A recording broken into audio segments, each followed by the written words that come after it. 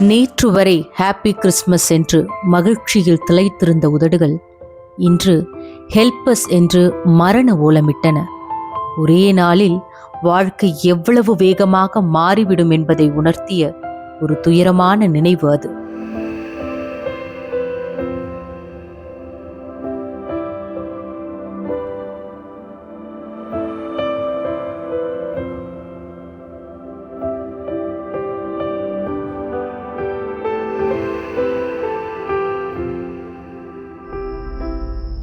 அன்று காலை கடல் மிகவும் அமைதியாக இருந்தது. அந்த அமைதிதான் ஒரு மாபெரும் பேரழிவின் முன்னுரை என்பது அப்போது எவருக்கும் தெரியவில்லை.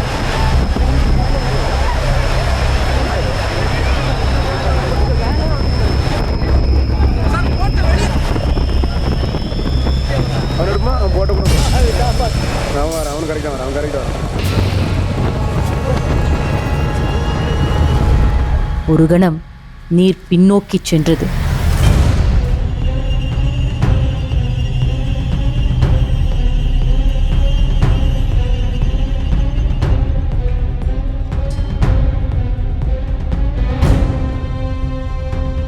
என்ன நடக்கிறது என்று மக்கள் குழம்பி நின்ற அந்த வினாடியே காலனின் தூதுவனைப் போல மலை போல் உயர்ந்தது அந்த பேரலை.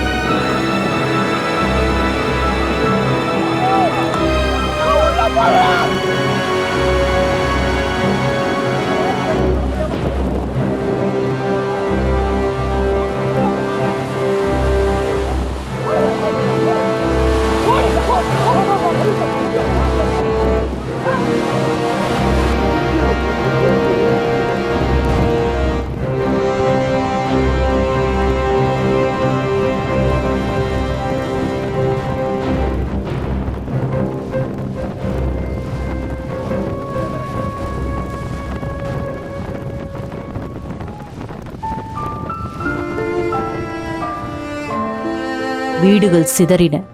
படகுகள் வெறும் பொம்மைகளைப் போல காற்றில் பறந்தன. குழந்தைகளின் குரல், அம்மாவின் அழுகை, அப்பாவின் உதவி கூச்சல் அனைத்தும் அந்த ராட்சத அலையின் இரைச்சலில் கரைந்து போயின. நிமிர்ந்து பார்த்தபோது அங்கே சாலைகள் இல்லை, மரங்கள் இல்லை, ஏன் அடையாளமாக வீடுகள் கூட மிஞ்சவில்லை.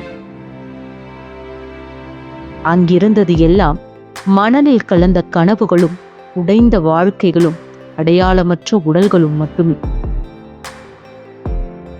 ஒரே ஒரு நாளில் ஆயிரக்கணக்கான உயிர்கள் அந்த ஒற்றை அலைக்குள் மறைந்து போயின.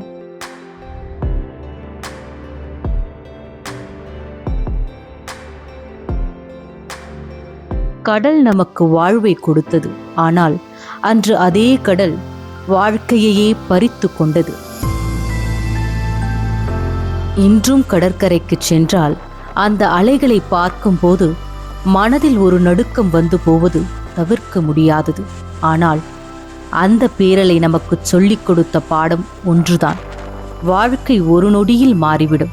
எனவே கையில் இருக்கும் இந்த நொடியை நேசிப்போம். ஒவ்வொரு நாளையும் மனிதத்தோடு வாழ்வோம். இழந்த உயிர்களுக்கு எங்களது மௌன அஞ்சலிகள்.